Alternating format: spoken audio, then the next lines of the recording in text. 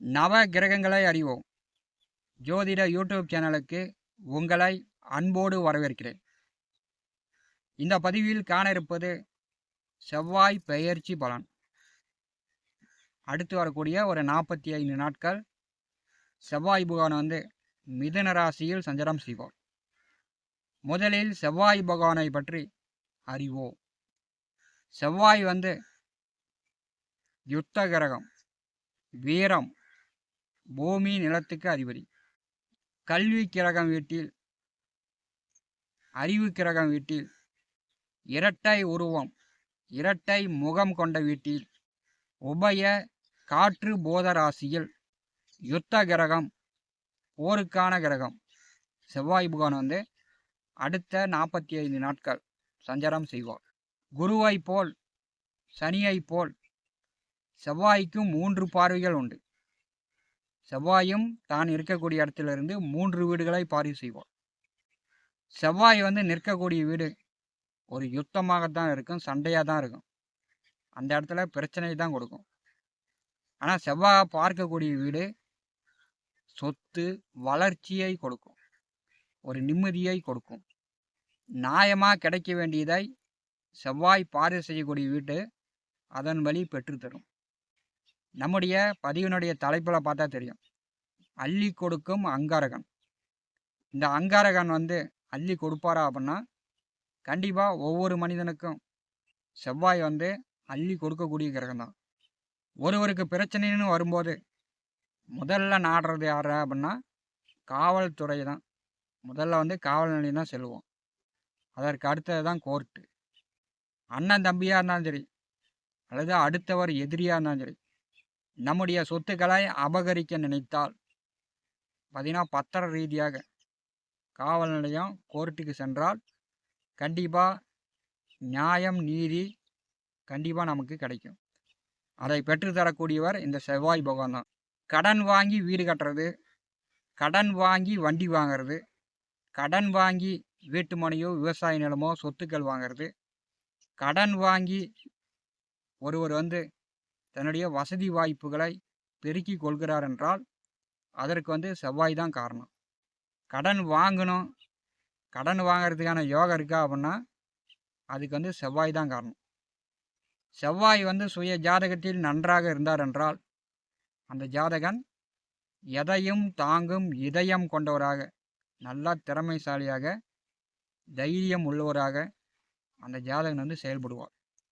செவ்வாய் பலம் இழந்து செவ்வாய் கெட்டு போயிட்டார் என்றால் அந்த ஜாதகனுடைய வாழ்க்கையில் எல்லாமே பிரச்சனைக்குரியதாக வரும். அதாவது செவ்வாய் வக்கரமாயிட்டார் அப்படின்னா நிலம், சொத்து சார்ந்து எதிரிகள் அபகரிக்க நினைப்பாங்க. கோர்ட்டு கேஸு, வழக்கு வில்லங்கம், இப்படி சட்ட சிக்கலில் அந்த ஜாதகன் போய் மாட்டிக்கக்கூடிய சூழ்நிலை ஏற்படும். செவ்வாய் நல்ல நிலையில் இருந்தால் பெண்களுடைய சொத்துக்கள் கிடைக்கும். அதாவது பாட்டி வழியில், அம்மா வழியில், மனைவி வழியில் செவ்வாய் சுய ஜாதகத்தில் நல்ல நிலையில் இருந்தால் பெண்கள் வழி சொத்துக்கள் அனுபவிக்கலாம். ரிஷபம் ராசி அன்பர்களுக்கு செவ்வாய் பெயர்ச்சி பலன் காணலாம். அடுத்த 1.5 மாத காலம் உங்கள் ராசிக்கு 2வது வீட்டிலே மிருகசீரிஷ நட்சத்திரம் 3, 4 பாதத்திலும், திருவாதிரை நட்சத்திரம் 4 பாதத்திலும், புனர்பூச நட்சத்திரம் 1, 2, 3 பாதத்திலும் செவ்வாய் பகவான் சஞ்சாரம் செய்வார். ரிஷப ராசி அன்பர்களுக்கு 12வது வீட்டிற்கும் 7வது வீட்டிற்கும் அதிபதியானவர் செவ்வாய். ரிஷப ராசியில் பிறந்தவர்கள் பார்த்தீங்கன்னா திருமணத்திற்கு பிறகு உங்களுடைய வாழ்க்கையில் பணங்காசு விரயம் அல்லது வெளியிட வேலை வாய்ப்பு இப்படி உங்களுக்கு அமையும். இருப்பதிலேயே மிக கடுமையான ஒரு அமைப்பு அப்படின்னா 12ஆம் அதிபதி 2வது வீட்டிலே செல்வது தான். ரிஷப ராசி அன்பர்களுக்கு அடுத்த 1.5 மாத காலம் 12ஆம் அதிபதி 2வது வீட்டிலே செல்வார். இதில் பல நன்மைகள் உண்டு, பல தீமைகளும் உண்டு. 12ஆம் அதிபதி 2வது வீட்டிலே செல்லும்போது இளைஞர்கள் சம்பாதிக்கக்கூடியவர்கள் நல்லா பணங்காசு சம்பாதித்து குடும்பத்துக்கு தராமல், அதாவது பெற்றோர்களுக்கு தராமல் நீங்களே ஜாலியாக மது மங்கை சூது இந்த மாதிரி ஜாலியாக செலவு பண்ணிகிட்டு இருப்பீங்க.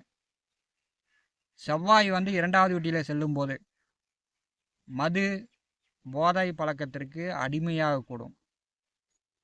பெரும்பாலும் ரிஷபராசி நண்பர்கள் மது போதைக்கு அடிமையாகிட்டிங்கன்னா உங்களை வந்து யாராலும் கட்டுப்படுத்த முடியாது. அந்த பிரம்மனே வந்து உங்களுக்கு ஐடியா அறிவுரை சொன்னாலும் நீங்கள் வந்து ஏற்றுக்க மாட்டீங்க. அடுத்த 45 நாட்கள் இந்த மது போதைக்கு அடிமையாகாமல் பார்த்துங்க. 2வது வீட்டிலே செவ்வாய் செல்லும்போது பார்த்திங்கன்னா குரோத எண்ணங்கள் அதிகமாக இருக்கும். எதிரிகளை பகையாளியை நாம் வந்து இப்போ பழி தீர்க்க வேண்டும் அப்படின்ற எண்ணம் கூடுதலாக வரும். 12ஆம் அதிபதி 2வது வீட்டில் செல்லும்போது சிலர் வந்து வீட்டை விட்டு வெளியில் போய் வெளியூரில் போய் வெளிநாட்டில் போய் படிக்கிறதா இருக்கலாம், வேலை செய்யக்கூடிய அமைப்பாக இருக்கலாம். 12ஆம் அதிபதி 2வது வீட்டில் நின்றால் வெளியூர் வெளிநாடு தொடர்பு ஏற்படும். அதாவது மற்ற மொழி மற்ற பாஷை பேசக்கூடிய இடத்துல வேலை அமையும். 12ஆம் அதிபதி 2வது வீட்டிலே அதுவும் செவ்வாய் இருக்கும்போது சிலருக்கு வந்து பல்வலி, வாய் நாக்கு தொண்டை சார்ந்து பிரச்சனைகள் ஏற்படலாம்.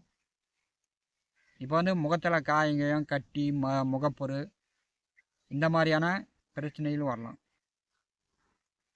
செவ்வாய் வந்து சூரியனை விட மிகப்பெரிய வெப்ப கிரகம். அப்போ வந்து கண் எரிச்சல் கண் சார்ந்த பிரச்சனைலாம் வரலாம். இப்போ வந்து பார்த்திங்கன்னா கூர்மையான ஆயுதங்களை பயன்படுத்தக்கூடியவர்கள் கொஞ்சம் கவனமாக இருக்கணும். முகத்தில் காயங்காயம் படுறதுக்கு வாய்ப்பு உண்டு. பார்த்திங்கன்னா வீட்டுக்கு வந்து குழம்புக்கு வந்து காய்கறி அறியும் போது கொஞ்சம் வந்து கூர்மையான ஆயுதங்களில் பத்திரமா வந்து கையாளணும். இல்லைனா வந்து ஒரு சொட்டு ரத்தனாச்சும் உடம்புல இருந்து செவ்வாய் வந்து எடுத்து விடுவார். ரிஷப ராசிக்கு 12ஆம் அதிபதி 2வது வீட்டில் செல்லும்போது பெரும்பாலும் வேகமான பேச்சுக்கள் இருக்கும். சட சட சட சடன்னு வேகமாக பேசுவீங்க. இது வந்து பட்டிமன்ற பேச்சுக்கும் அரசியல் பேச்சுக்கும் ஜோதிட பேச்சுக்கும் வாக்கால் பேச்சால் தொழில் செய்யக்கூடியவர்களுக்கு கமிஷன் தரகு புரோக்கர் தொழில் செய்யக்கூடியவர்களுக்கு இது சிறப்பாக இருக்கும். மற்றபடி பார்த்திங்கன்னா பட்டன்னு நீங்கள் வந்து பேசுனீங்கன்னா மற்றவர்கள் பிரிஞ்சு போயிடுவாங்க. அது வந்து குடும்ப நபர்களாக இருந்தாலும் சரி ஒற்றுமை என்பது குறைந்து விடும். ரிஷபராசிக்கு 12ஆம் அதிபதி 2வது வீட்டிலே செல்லும்போது பார்த்திங்கன்னா அடுத்த 45 நாட்கள் பார்த்திங்கன்னா கோவப்படுற மாதிரி, அது வந்து நீதிக்காக நேர்மைக்காக நியாயத்துக்காக கோவப்படுவீங்க. அது மற்றவர்களுக்கு பிடிக்காமல் போயிடும். 12ஆம் அதிபதி 2வது வீட்டில் நின்று பார்த்திங்கன்னா 4ஆம் பார்வையால் ரிஷபராசிக்கு 5வது வீட்டை பரிசுகிறார். கண்டிப்பாக வந்து மிகப்பெரிய ஒரு பாதிப்பான ஒரு அமைப்பு அப்படின்னா ரிஷபராசிக்கு ரிஷப லக்கணக்காரர்களுக்கு இந்த 2வது வீட்டிலே மிதுனத்திலே செவ்வாய் நின்று கன்னியை பார்வை செய்வது தான். ஏன்னா உங்களுக்கு வந்து பூர்வ புண்ணிய புத்திரஸ்தானம். உங்கள் ஜாதகத்தில் மிதுனத்தில் செவ்வாய் நின்று கன்னியை பார்த்தால் பூரிய சொத்து வேணாம் அப்படின்ட்டு அப்பாவோட கோச்சிக்கிட்டு வீட்டை விட்டு ஓடினவர்கள் உண்டு. பூரிய சொத்தை எனக்கு வேண்டாம், யாருக்கு எழுதி வச்சான்னா அந்த சொத்தை வேணான்னு சென்றவர்கள் உண்டு. 2வது வீட்டிலே செவ்வாய் நின்று 5வது வீட்டை பார்வை செய்யும்போது உங்கள் குழந்தைகளிடம் நீங்கள் வந்து கருத்து வேறுபாடு ஏற்படுத்திக்கலாம். பார்த்துக்கணும். குழந்தைகளை விட்டு பிரியக்கூடிய அமைப்பு உண்டு.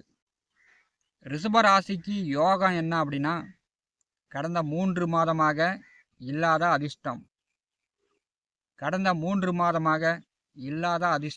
இப்போ என்ன கிடைக்கும் அப்படின்னா 2வது வீட்டிலே செவ்வாய் நின்று உங்களுக்கு 8வது வீட்டை பார்வை செய்வார். இப்போ பார்த்தீங்கன்னா திருமணமான வழியில் வாழ்க்கை துணை வழியில் ரிஷபராசி ரிஷப லக்கணத்தில் பிறந்தவர்களுக்கு பெண்கள் வழி சொத்துக்கள் உண்டு. பாட்டி வழி அம்மா வழி மனைவி வழியில் வரதட்சணையாக சொத்துக்கள் உண்டு. அந்த சொத்துக்கள் இந்த காலகட்டத்தில் ரிஷபராசி ரிஷப லக்கணத்தில் பிறந்தவர்களுக்கு கிடைப்பதற்கான வாய்ப்புகள் உண்டு. 8வது வீட்டை 2வது வீட்டிலிருந்து செவ்வாய் பார்வை செய்யும்போது உங்கள் மேலே கோர்ட்டு கேஸு வழக்கு வில்லங்கங்கள் இருந்துச்சுன்னா, சட்ட சிக்கல் இருந்துச்சுன்னா இந்த காலகட்டத்தில் நிவர்த்தி ஆகும். 12ஆம் அதிபதி 8வது வீட்டை பாரு செய்யும்போது உடல் ஆரோக்கியத்தில் கவனம் எடுத்துக்கொள்ளணும். நெடுஞ்சாலை பயண போக்குவரத்தில், வண்டி வாகனங்களில் ரிஷபராசி ரிஷப லக்ன நண்பர்கள் மிகுந்த கவனமாக எச்சரிக்கையாக சென்று வருவது நல்லது. இல்லைன்னா சிறு சிறு விபத்து காயங்களை ஏற்படுத்திடும். ரிஷபராசிக்கு 9வது வீட்டை செவ்வாய் பார்வை செய்வார். செவ்வாயுடைய 8ஆம் பார்வை 9வது வீட்டின் மேல் விழும்போது தந்தை மகனுக்குள் ஒரு சில கருத்து வேறுபாடு ஏற்படும். ரிஷபராசி ரிஷப லக்னத்தை பொறுத்தவரை 12ஆம் அதிபதி 2வது வீட்டில் அமர்வது மிகப்பெரிய கடுமையான தோஷம். இது செவ்வாய் தோஷம் அப்படிங்கிறத விட தந்தை மகனுக்குள் ஏற்படக்கூடிய தோஷம் மிக கடுமை.